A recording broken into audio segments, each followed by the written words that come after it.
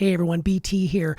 Come inside and listen to David and I talk about the episode Neville Goddard and the Law of Assumption. First of all, you'll realize just how amazing of a person Neville Goddard was. You'll also realize that the law of assumption isn't a true universal law, but it is something that you can utilize in that same fashion. David shares a lot about his amazing ability to find these interesting people like a Neville Goddard or a Buckminster Fuller or many of the other amazing people you've heard on this very podcast. So come inside and check this out. I have a feeling you're going to really get a lot out of it.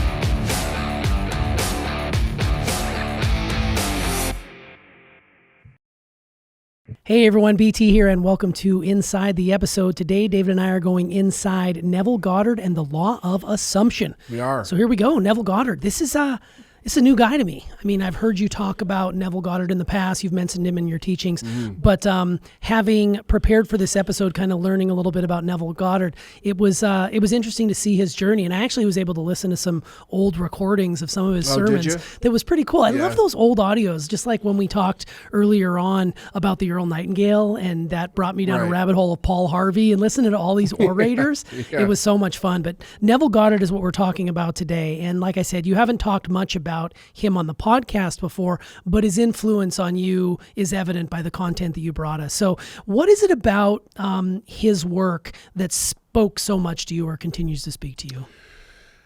So here's the interesting thing about this. There are not that many people out there that were teaching from a perspective of higher truth that are recorded, right? And that actually have books that still exist and you can find them, that not only knew what they were talking about, but actually got results. Neville was one of those people. He was very articulate. He believed very much in what he was teaching. He also got tremendous results from, I guess, his congregation, his clients, whatever. He was a Unity minister, Christian Science, something like that. And I really resonated with his thought process of what is the position in a person's mind and how they view the universe as far as creating or manifesting what it is that they want in life. And then what are the laws behind that and how does he actually teach it?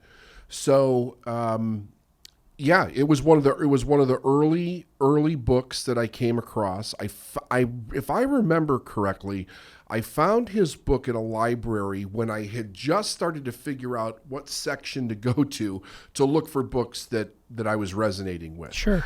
And that's how I heard about him. And then I heard somebody else mention him one time, so I started digging deep into his stuff.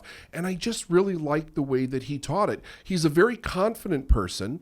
And he was very confident in the idea that you could change your life if you change the way that you think and how you speak into the problem that you might have in life, whether it was health or money or relationships. He kind of covered the whole spectrum. Yeah, and he's got quite a collection of works, and we're talking about his first book coming out in like 1939. Yes. So he was around for a very long time. You know, some of the titles that he wrote about: At Your Command, Out of This World, The Creative Use of Imagination, and then in particular for this episode, you focused on the power of awareness, right, and specifically the chapter titled "The Crown of Mysteries," which I absolutely love that title. And this quote from that work that you pulled was particularly rich, and I want to share it with the audience. Okay. Again, when in imagination, you assume the feeling of a wish fulfilled, you're mentally lifted up to a higher level. When through your persistence, this assumption becomes an actual fact, you automatically find yourself on a higher level, that is, that you have achieved your desire in your objective world. And there's all manners of words that I could pull out of there, but can you talk a little bit about what he's referring to when he says imagination, and what maybe the deeper meaning of this passage may be pointing toward? So, our imagination is an intellectual factor that we have. And when you think about the intellect, we're the only form of life on the planet that we're aware of that has an evolved intellect. Imagination is our ability to see in our mind something that we don't yet have in our hand. We can build an image because we think in pictures, right? So we can build an image of something that we want to create, manifest, invent, whatever you want to call it, in our life through the use of that faculty, the imagination. And it's literally the first process in creating as far as a human being goes, right? So we think about what we want. When we're thinking, what are we using? We're using our imagination. And we're using our reasoning capability, which is also an intellectual factor. And then when we build that image with our imagination and we reason through what it is, we hold it with our will, which is another intellectual factor. Our will gives us the ability to focus. So we create this image with our imagination, we focus on that image, and then we stay in, which is what he's really talking about here, is how do you stay in the conscious expectancy of that which you want. And that's where the assumption part comes into it. Like, what is it that we're thinking that causes us to assume that what we want to create is actually going to happen? Yeah, and that leads to the quote, within that quote, you assume the feeling of a wish fulfilled. Yeah. I think it just resonates so much when you read that or see that in print, because there are a lot of things that with your imagination is driving everything that you want to bring to you. And if you're not getting it currently, then there's something amiss with your mindset. So you have to yield to that feeling of the wish fulfilled. And in that yielding, I would assume that amazing things will come your way. Yeah. I mean, there's no limits to the possibility of what human beings can do. The biggest thing is getting it into our mind free and clear of doubt, right? Because doubt is the thing that comes in that attacks our thinking. From doubt, we go to worry. From worry, we go to fear. And then fear is expressed within the body. But the problem is that it uses the same mechanism. It takes over our imagination, and we start to build images of what we don't want. Right. So, and again, to answer your question kind of in another way, everything that Goddard was teaching was how do we overcome that problem so that we can really be in command and control of our imagination until the thing that we want was actually manifested in our life. Yeah, and that worry, that doubt, and that fear can be very, very crippling, as we know, because you've spoken on that many, many times. And that kind of brings in the parallels in this episode that you had between Goddard's work and then, of course, Price Pritchett's work in U Squared, which, all of the members of our, company have read it. I refer to it often. It's a really simple read, and you've referenced it quite a bit. It's a genius book. It really, and it's such a small little guy, but it packs a huge punch. Yeah. It's quite amazing. And the parallels between Goddard and Pritchett, even though we're talking 50 years apart from when these works were written, right, the parallels are evident because, like you always say, truth is truth. And those parallels that you mentioned in the episode were, in essence, you don't have to see something to believe it, which is a huge tenet of your teachings. You don't have to worry. You don't have to fear. You don't have to doubt. You rest in the assumption that you already have or are what you want to be. And I love that rest in the assumption. So what should a person take from those series of words, rest in the assumption statement? Well, the resting is the assuredness, right? So you're not, if you're not resting, you're usually like in a more of a manic, worried, is it going to happen? I don't know if it's going to happen. It's what happens if it does? way, It's very frenetic energy. Yeah, it's not good. So the resting is peace, be still. It's the calmness. It's the assuredness that God is on our side, the universe is on our side, we're doing our part, and it will manifest in our life. Yeah, and that I love that you said peace be still there, because I was thinking, we talk a lot about what can quiet our mind to the point when we are in that state, because I have a feeling that many people at some point in time over the course of a week get there, whether something happened in their personal life, their professional life, and it's those types of, mantras, if you will, that you can kind of reset yourself in that moment just by saying something like peace be still. That will give you the rest you need to bring in that assured peace that you want. I believe that's I think that's correct, genius. yes. I love that Yeah. piece. Absolutely. Well, one of the realities that we're not taught in school or pretty much anywhere else is that we have to see it or weigh it or measure it to make a thing real. Like it's almost the seeing is believing situation that we don't necessarily buy into here for sure. This leads us into this episode of conversation around the law of assumption. And you mentioned that this law is the means by which fulfillment of your desire may be realized. Would you mind sharing your understanding of that law and how we should be using it in our own personal growth? Yeah. So the idea, here's another thing, right? And I don't want to go into this too deep because it just creates too much chaos in a person's mind. It's not actually a law. Right. It's really more of a rule. Like here is a rule to follow in order for this to happen. But the idea is, how do we have more command over our own thinking? I mean, we're born with this amazing brain, but it doesn't come with a user's manual, you know? Right. So we have to learn how to think successfully. There is this really kind of a weird place that the human being gets into when they want something, when they're going to really try to manifest a desire that they have in their life. And here's what the place is. I will start to think about something, and then there's a gap that gets created. And the question is, when that gap gets created, what comes in and fills that gap? Because I'm sight dominant in life, meaning that we have our senses. We see, hear, smell, taste, and touch. And those senses are always suggesting something to us about what we're experiencing in our life as it's happening. So this is the dangerous part for a person when it comes to the manifestation process, because if I want to manifest something that I don't currently physically have, my senses are telling me this constantly, right? If I'm in debt and I want to manifest wealth, I'm constantly seeing the debt, right? I'm seeing the bills on the desk. I'm seeing not enough money in the bank. I might be getting the phone calls from people saying, hey, when are you going to pay? Or how can you pay? Or can you send us something? So we're getting bombarded by the world that we have kind of created for ourselves with the suggestion that what you want's not here, or it's not here fast enough, or it's not here big enough, right? What Goddard is attempting to do is say, hey, listen, you have to get through this in order to create what you want. So I'm going to give you a set of systems or rules to help teach you how to control your thought process in that gap so that you have enough time to get the thing that you want and reaffirm the building of actually how do you think.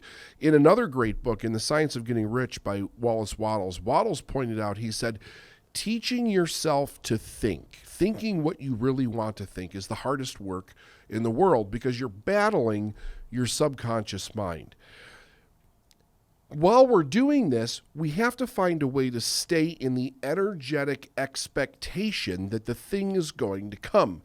Hence, this is why he comes up with the law of assumption, because we're assuming all the time. We just don't realize that we're doing it. If I go into a grocery store, I'm assuming that they're going to have the food that I want to buy. If I'm in a relationship, I'm assuming that it's going to be a good relationship. If I go to the bank to take out money, I'm assuming that the money is there. If I'm making sales calls, I'm assuming that the person is going to buy. I'm using assumption all the time. However, if I'm coming from a prior bad experience, if I'm coming from what I don't have, if there's a consequence to me not manifesting what I want, there's a real tendency that my assumption's going to go toward the negative. And what he's teaching us to do is how do we keep it in the positive expectation of what we want and keep it there long enough so that we literally are on the same vibrational level of that which we want and that it manifests in our life. Yeah, and I was going to say that. I'm glad you brought that up because, when you think of assumption, you can assume good things are going to be there. But on the flip side of that, there's a lot of people who assume that the worst is going to happen to them. These are the people that struggle with, being a victim. Everything's always happening outside of themselves. They're not responsible. They forget about personal responsibility. They point the finger everywhere else. They assume bad things. And if you continue to assume that, I mean, more likely, we're all powerful beings. We are creators. You're going to bring more of that into your life, and you're not going to change it. So I'm glad that you brought up both the positive sides and the negative sides to assumption, because we often do it. And, there's the phrase, what happens when you assume something, right? So Right. I don't have to get into that here, but you kind of get how it works both to the positive and the negative, which brings in polarity, and that's another law. And I love that you did say that this is not a true law. If people were to go and Google, Google search universal laws, you're not going to see this as one of those that's out there. Right. It's interesting that he called it a law, but I guess in the time when this was written, it carries with it, because you said the word rule for a moment. It's more of a rule. It seems like when something's law, it's like set in stone. This is something. So I guess it's just the way he phrased it makes it sound really juicy. And to be honest with you, I thought it was an actual law when I read it. Did you? Because I was thinking, and then I Googled it and it wasn't coming up with anything except Neville Goddard. Right. So he was the one that coined it. So I thought that was really quite cool. Well, in the episode, you also shared a quote by Buckminster Fuller that was sort of in passing, but it's really powerful, and I want to read it again and then just ask you a question about it. And the quote was, "You never change things by fighting the existing reality. To change something, build a new model that makes the existing model obsolete." How does that quote sort of complement what Goddard's saying about the law of assumption here? So I think the idea behind what Buckminster Fuller was coming from is that so much of the process of the way human beings think is about trying to push to a new level. Our approach is, if something goes wrong, work harder. That's really the information that we get, because it's an ethic. Having a hard work ethic is a good thing. It's a value for us as individuals. It not only helps us stay diligent in what we're doing, but it really also helps us set up a way for us to continue to show up in life so that we're constantly creating the life that we want.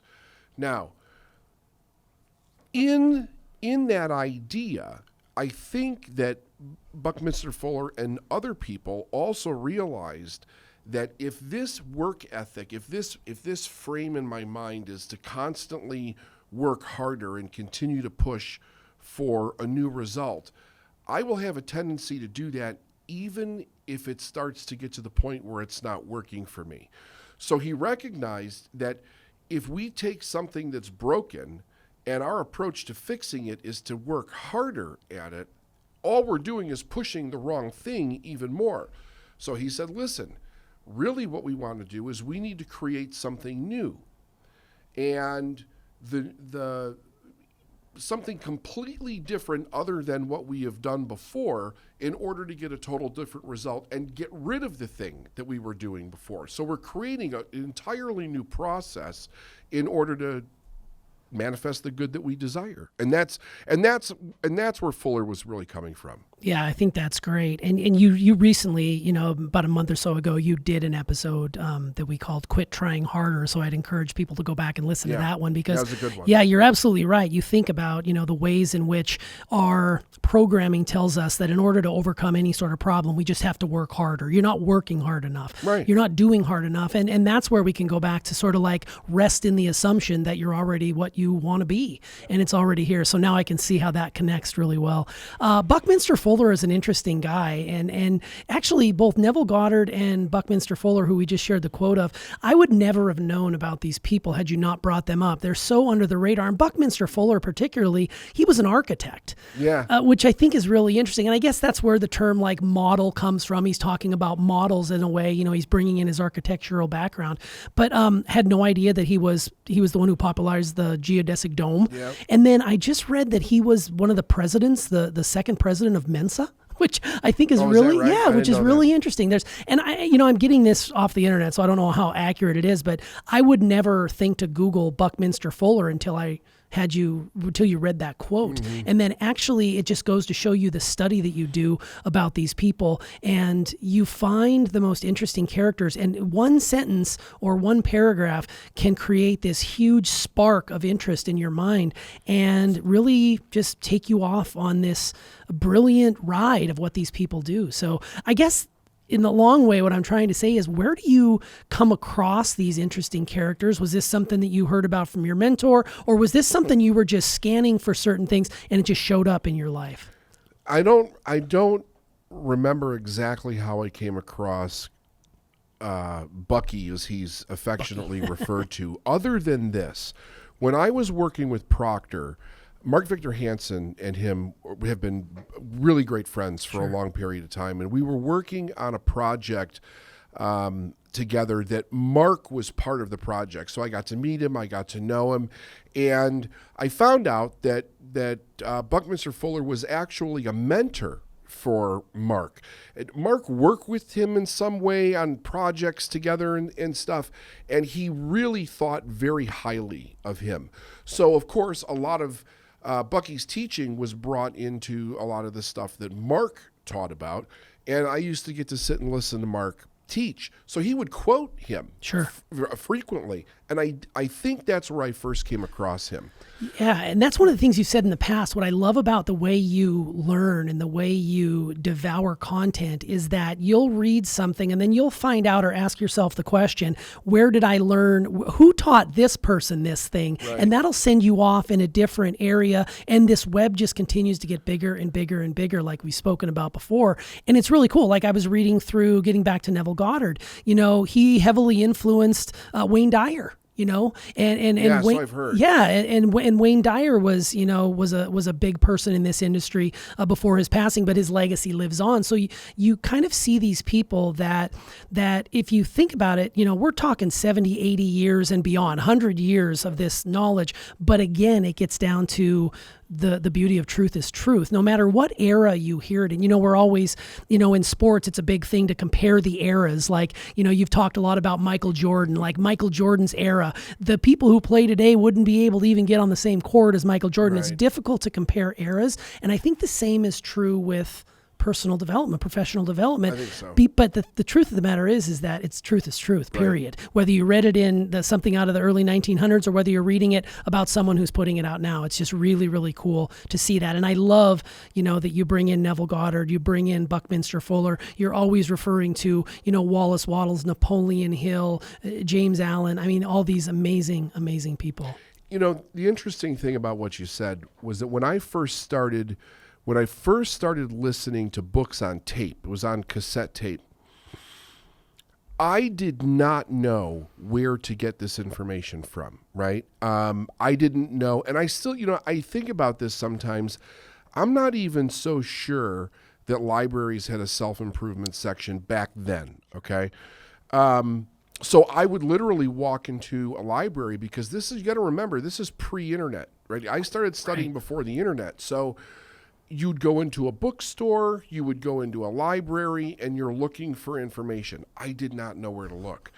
However, when I first came across, I think the first breakthrough in this area for me was finding new information, probably came from Tony Robbins, because the first book I came in contact with was Think and Grow Rich.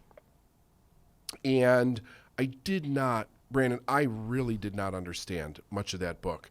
It was like reading a foreign language to me. I had no concept of the things that he was actually talking about. So I was having this tendency of like putting it down. I didn't understand it. There was part of me that was resisting it because it was change and, all of that. Then I got introduced to Earl Nightingale. And I got introduced to The Strangest Secret. I could relate to that one a little bit more. I think it was a little more simplistic. It wasn't very long. It wasn't hard to read. But then I got introduced to Tony Robbins. And I got his personal power tapes. And in those personal power tapes, he made several mentions of the books that he had studied. Mm-hmm. And one of them was Think and Grow Rich. And another one was As a Man Thinketh. Right. Man's Search for Meaning, by Viktor Frankl. Yeah. So what I started doing was I was like, okay, let me get these books. So when I started looking for those books, it led me to the sections that those books were in. And it was like, whoa. Yeah, they've been here. Yeah. Been here the whole time. Exactly. They've been here the whole time, but I just didn't know where to look. Hidden in plain sight. So then it's like a web, right? It was like a one thing leads to another and another and another. And then that's how I started finding all these different people. I pay very close attention to when a teacher is teaching, who are they mentioning? Why are they mentioning this person? Where did they get their information? What are they citing as historical reference or whatever? And then I just do a deep dive in those directions.